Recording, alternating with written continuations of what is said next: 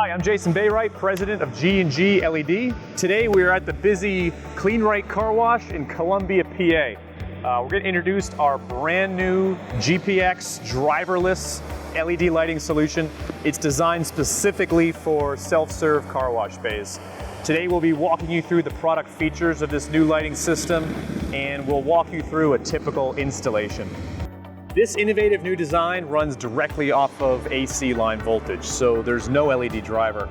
That simplifies the installation and allows for a much more robust, long lifetime product.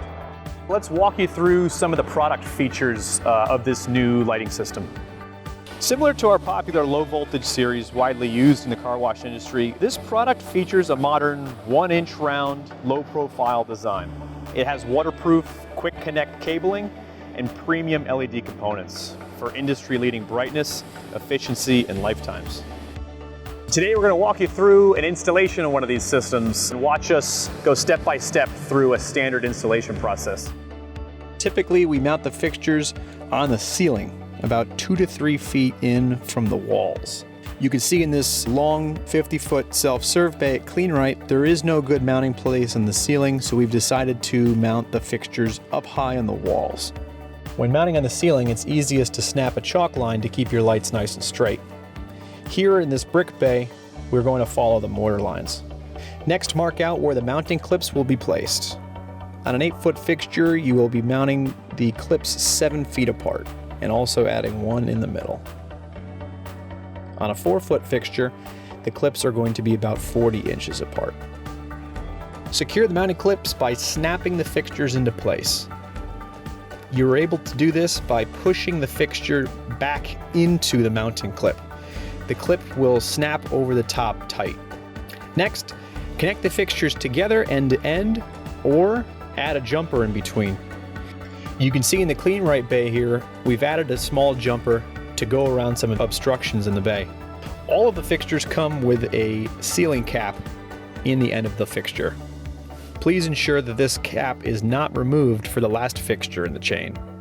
The end of the fixture should be sealed.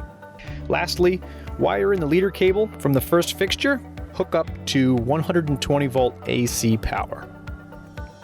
Please note that these fixtures must be connected to 120 volt power only. We do also have a 277 volt kit if necessary. We have just outfitted their 50-foot truck bay, self-serve bay with the new driverless direct AC light fixtures here. Oh, there we go. So even you can see during the day, it actually adds quite a bit of brightness.